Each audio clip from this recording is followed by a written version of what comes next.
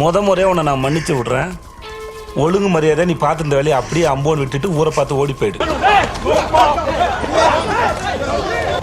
கை வச்சாலும் நாம் தமிழர் ஒருத்தன் கூட நடமாட முடியாது. எல்லாம் பெரிய மனுஷனு ஒன்ன கொள்றதுக்கு நாளும் கிழமை பார்த்து காத்துக்கிட்டு இருந்த பாரு என்ன சொல்லும். வெடிகுண்டு நாங்க வீசுவோம். வெடிகுண்டு நாங்க வீசுவோம். உனக்கு ஒரு 2 நிமிஷம் டைம் தரேன். என்னை கொன்னுட்டு உன்னையும் ஆளுங்களையும் காப்பாத்துக்க.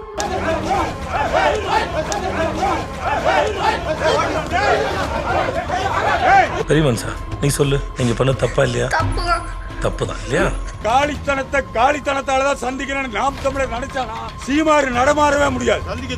தமிழ்நாட்டில் எந்த இடத்துல நடமாட முடியாது. ஆம்பளை தானே வெளியில வரணும் இல்லாம செய்வோம் தொலைச்சு தேச பாதுகாப்பு சட்டத்தை ஜெயிலுக்கு அனுப்பிச்ச நாட்டம். நீ எல்லாம் திரும்ப பிறந்து வந்தாலும் என்கிட்ட மாற்றாங்க.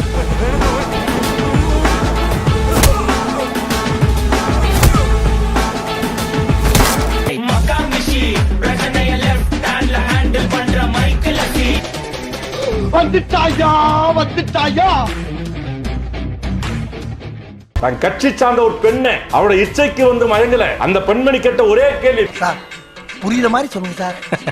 புரியலையா தம்பி?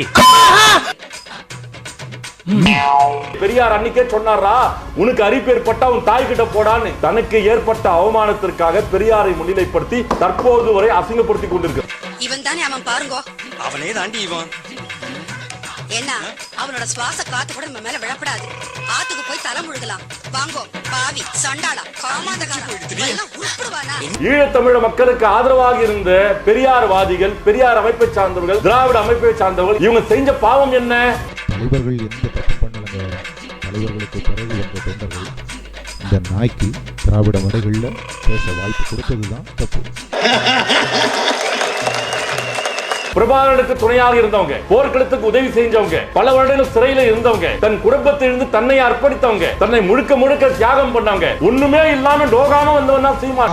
சூனா போனா ஒவ்வொருத்தருக்கு வேகத்தை பார்த்தோம்னா அவன் அருமை வறுமைக்கு ஆபத்து வந்துடும் போல் இருக்கடா.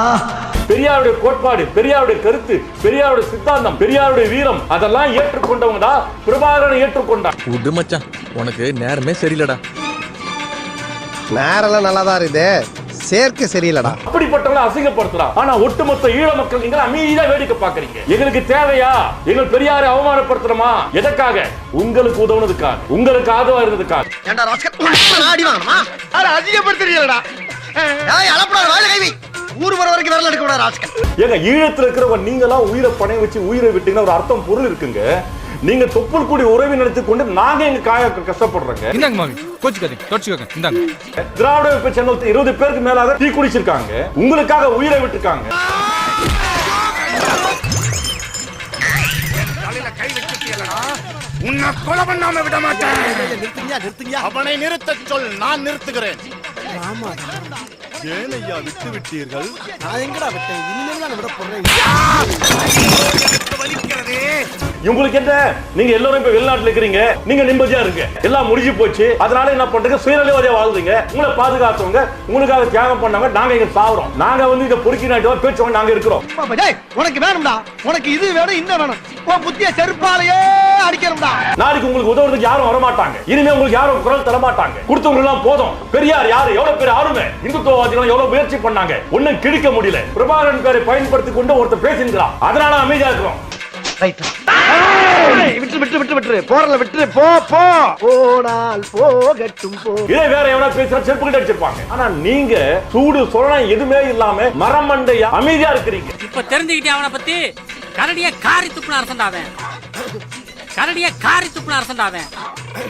உங்களை பார்த்து தேவடியா பையன் சொல்றாரு. அவங்க அப்பா பேர் என்ன? செபஸ்டின். சீமான் யாருக்கு பிறந்தாரு? செபஸ்டின் பிறந்தாரா, செந்தமிழன் பிறந்தாரா? அப்ப பாஸ்போர்ட் இதுக்கு செபஸ்டின் அப்பா பேர் போட்டிருக்காரு. அப்ப யாரு செந்தமிழன்? யாரு? தேவடியா பையன், தேவடியா பையன், தேவடியா பையன். ஏண்டா போறது? என்ன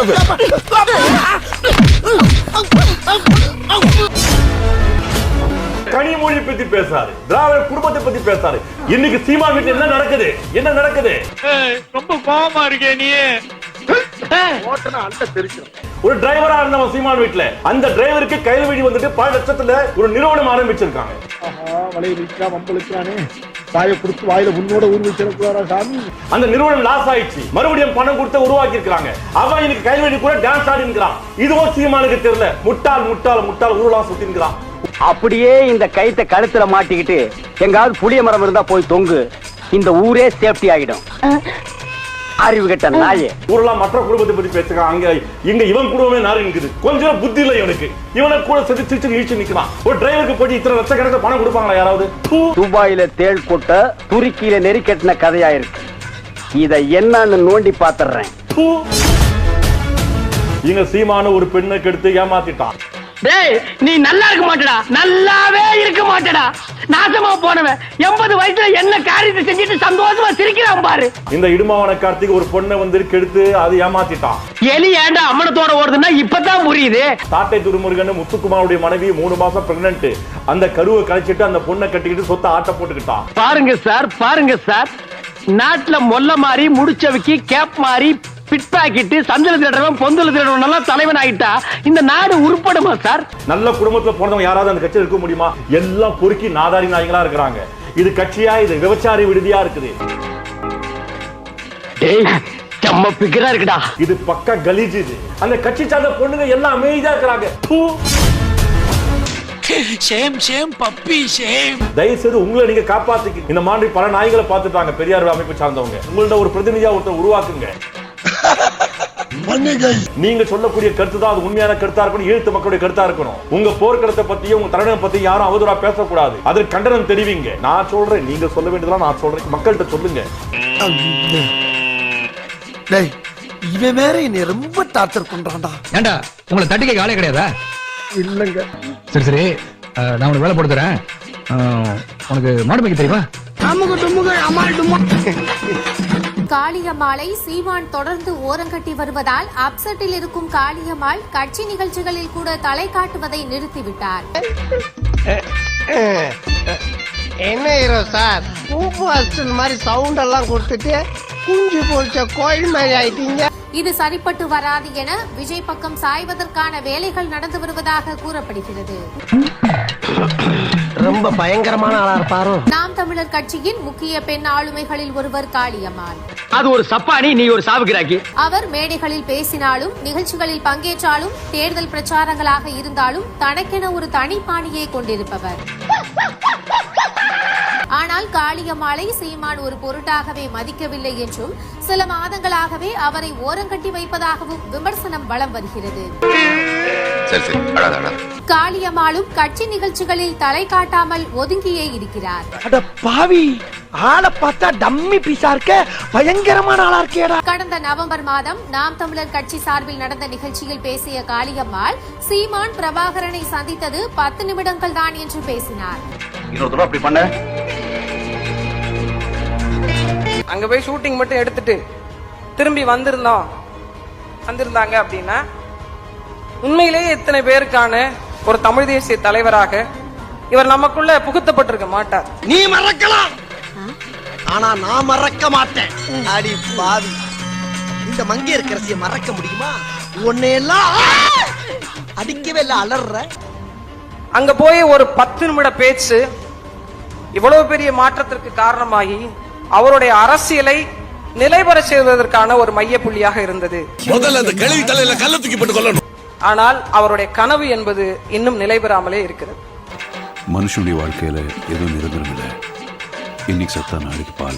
பிரபாகரனை அவர் சந்தித்தது சில நிமிடங்கள் மட்டுமே என்றும் பிரபாகரன் இவரிடம் பெரிதாக எதுவும் ஆலோசிக்கவில்லை என்றும் சில அரசியல் தலைவர்கள் சீமானை விமர்சிப்பதுண்டு.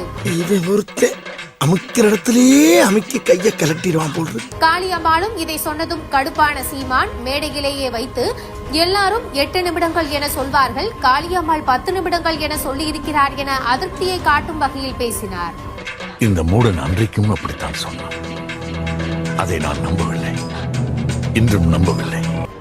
உண்மையிலே சொல்லணும்னா இப்போ அண்ணன் படம் எடுத்துட்டு இருந்தாங்க.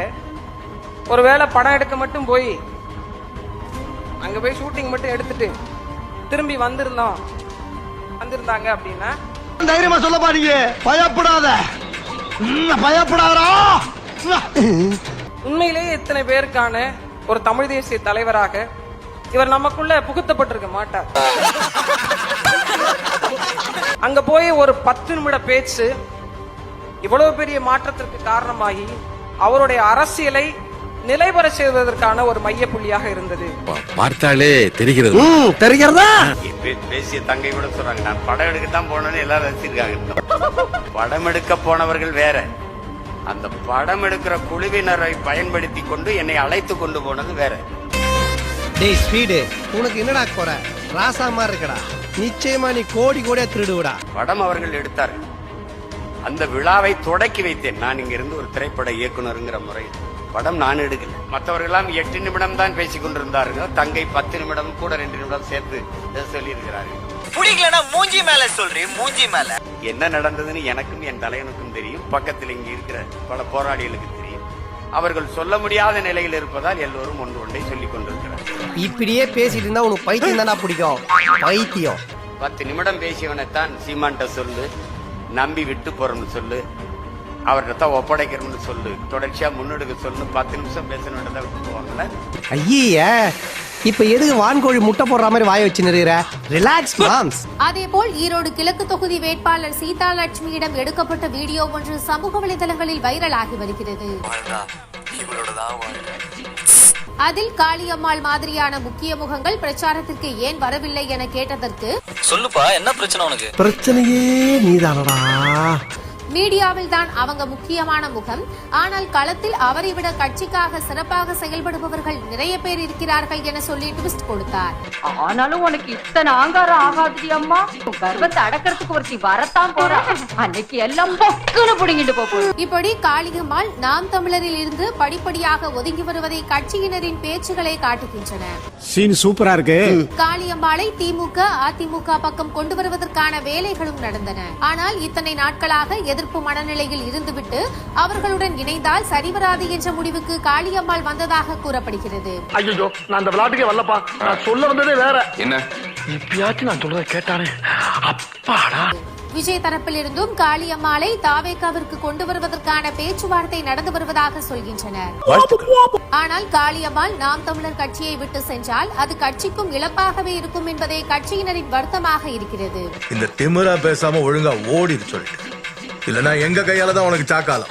நாம் தமிழர் கட்சியில் இருக்கும் முக்கிய நபர்கள் அடுத்தடுத்து விலகி வருவதால் கட்சியின் முகமாக களத்தில் யார் இருப்பார்கள் என்ற கேள்வியும் நாம் தமிழர் கட்சியினருக்கு வந்துள்ளதாக சொல்கின்றனர். கிழிஞ்சது போ, ஆண்டவன் தான் என்ன காப்பாற்றணும்.